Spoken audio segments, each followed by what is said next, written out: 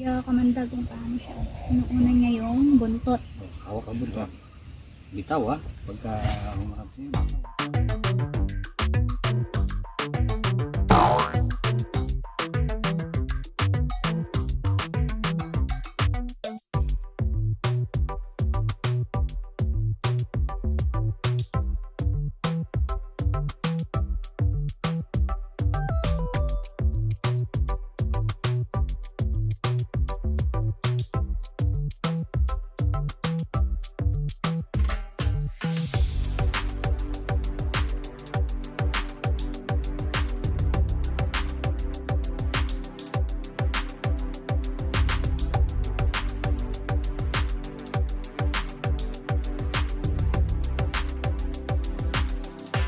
Purpose natin sa video ito ay ipakita sa inyo kung ano yung hitsura ng mga lugar na talagang natural habitat kumbaga ng mga Philippine cobra. At ang layunin ng ating channel ay ipakilala sa inyo ang kanyang characteristics at ang kahalagahan niya sa balanse ng kalikasan. Kataong ito sa ating layon ay sanayin si Madam Mocha na makita, ma-handle kung kakayanin niya yung mga cobra at siya daw ay gusto niyang sumama dahil nakikita niya na napakarami ng mga hindi natin napagbibigyan sa mga nagre-request, kaya gusto daw niya. Pagubatan na yata ito eh.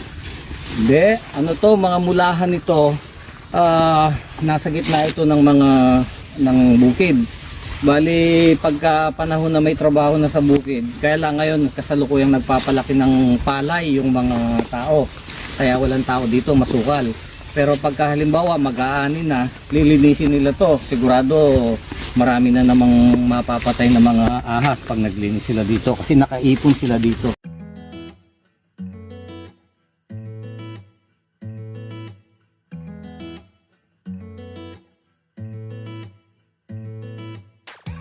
Topsy-turvy, wake up early, could be anywhere. Madly, truly, could have fooled me. Ooh, Cupid, shoot me there. And when the world is burning all around me, I'm the one who's dancing in the flames. Shadows on the sand and ice cream melting in my hand. Look at all the good things, yeah. Just look at all the good things. Smiling till my face is aching, loving till my heart is breaking. Look at all the good things we have. Ito may bakas. Sa ilalim dito, may butas pa sa ilalim. Yung butas sa ilalim, ayan ako. O ito, sa ilalim. Away yan ba?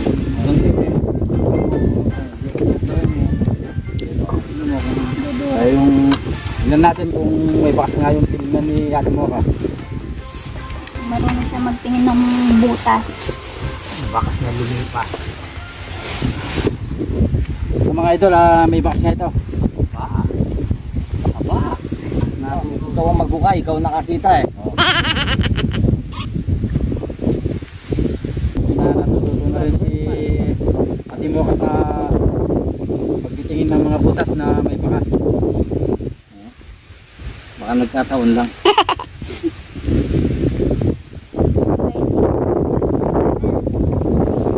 Sa taas, ano yun natin, dito yun natin. Baka may ilan.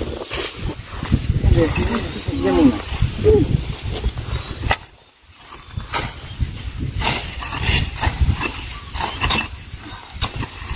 Oh, tama, may balat dito. May balat. Ayan, may balat nga yan.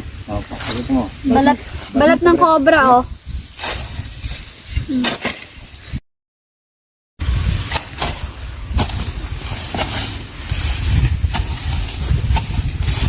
Sige.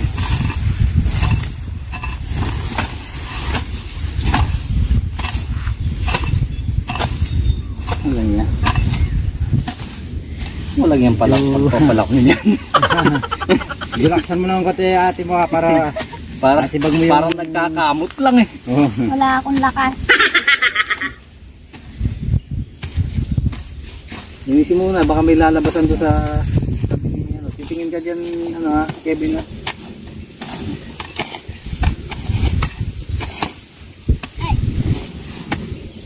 Yun. Ayan, malinis na. Ang linis na. Okay. Na. Okay. Okay ko na. Sige, okay na. Kaya na. Yan, dito lang ako. Hmm. Para pag lumabas niya dito, makikita ko na siya dito. May butas ba dyan? Wala naman po. Pag lumabas, tatakbo ako ah. Tumakbo ka, wala na. Malakas! Ay. Ay pa. Alupihan pa lang, sumigaw na agad.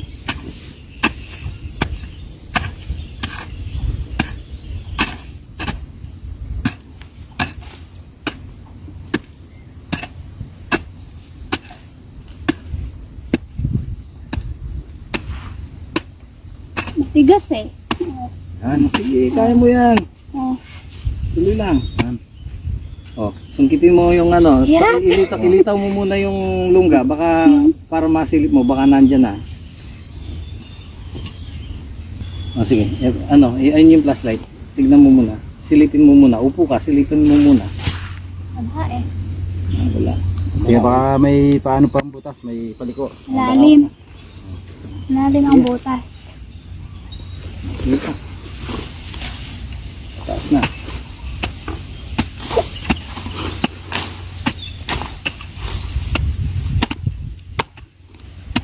So, boss Lara, ano to? Yung butas niya siguro, lusutan, no? Hmm. Buti na lang. Lalim naman. Ang haba ng butas. Oh, buti na lang, lininis to. Tibag na yun.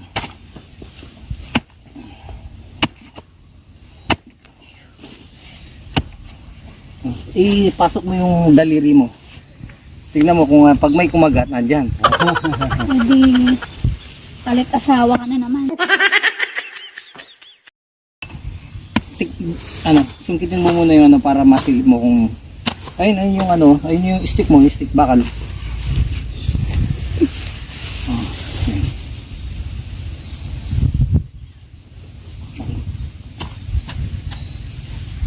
Saan papunta? Dito. Pataas. Oh, ito. Yan, tinakpan ko na yung butas. Pataas siya. Doon muna kaya ako kain. Abang ako dito. Sige. Ilalim mo pa ng butas yan. Sige.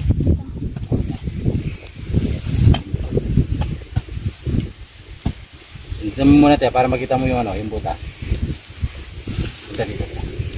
Dito. Yan, papunta dito.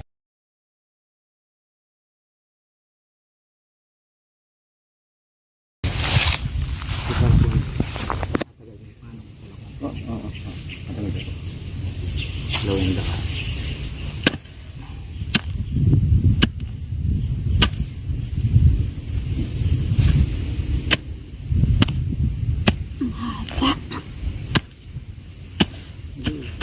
Wala yung Pindutin mo muna yung butas te, para alam mo kung saan papunta. Yan. Yun. Sa kamay. Ikaw na lang. Kamay para alam mo agad kung meron. Mahihipo mo naman, malambot.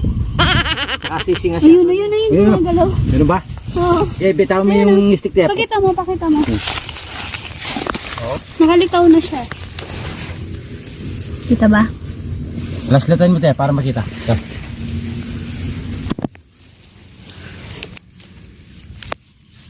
Labo ng flashlight ni Kamandag. Wala, umusog. Hipay mo ka.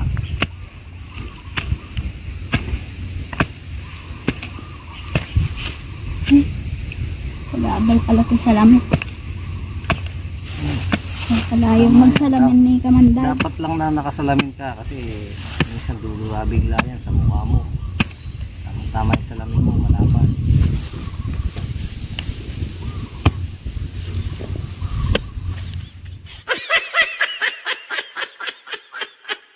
Isa sa gusto ko kasing ipinapakita yung hindi siya, kahit na ginigiba mo yung bahay niya, hindi siya talaga aatake. Sige, kaya. Sige, tingnan lang natin kung anong gagawin niya. Sige, sige, okay lang.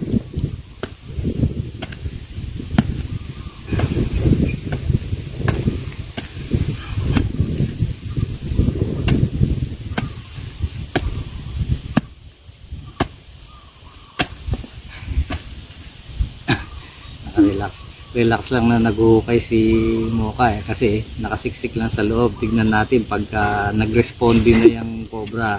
Di ako Tignan natin magugulat. kung hindi. Ay, di ako magugulat. Tignan natin. Sige. Relax lang siya eh. Sanay ako sa cobra. Relax lang siya kasi sumiksik lang sa loob yung cobra eh. Ang gagawin talaga kasi ng cobra, sisiksik siya sa kaloob-looban hanggat maaari dahil takot na takot siya. Pinakahuling pagpipilian lang niya yung pag-atake. Pag nagiba mo na yung pinagtataguan niya, susubukan niyang tumakas. Pagka naramdaman niya na mahihirapan siyang tumakas, magte-threat display siya, mananakot siya. Pero hindi pa rin siya agad-agad aatake. Just in case na umatake, takbo, madamo ka. Wala naman dyan eh. Saan? Doon, sa banda mo. Ha? Kaya ang inuhukay mo dapat doon. O dito mo na kunin, dito. Hindi mo sinasabi. Dito na sa baba. Hindi, nagtataka ako sa iyo. Sundan mo doon sa... Ayun. Dito mo ba? Dito mo na. Sige, Stick. Ito siya oh. Yun siya oh. Wow. Parang laki. Laki. Dala. Hindi ganyan, baliktad. Sa likod. Sa ganyan? Oh, pagka huwag mong persahin kasi baka masugatan. Dahan-dahan. Kebs ha? Dahan-dahan, ano? Ito siya. Dahan-dahan. Dahan-dahan. Ayan. Ayan.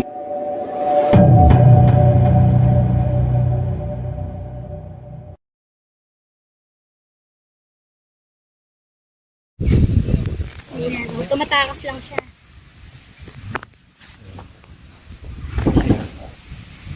Sige, hilahin muli ngayon. Ayan, sige. Para lumabas siya. Ito yung buntot niya. No? Kita ko si Kuya Kamandag kung paano siya. Inuuna niya yung buntot. Hawak ka buntot. Bitaw pagka humarap siya, bitaw Hindi. Taas mo yung kamay mo tayo. Yung may awat. Taas mo lang. Ayan siya. Teka. Ayan. Tumatakas lang siya eh. Wala naman tao. Wala naman tao. Sige, kaya nyo na lang. Bye-bye! Nalabog nyo lang. Bakit hindi natin hinuli? Ba't natin huliin? Dinedemo lang natin kung ano yung talagang characteristics nung cobra. Okay. Binagod mo pa ako. Eh, kung gusto mong masubukan, di ba? O, yan, di nasubukan mo na. Okay. O, ano? Ano? Hanap pa tayo. Ano pa daw?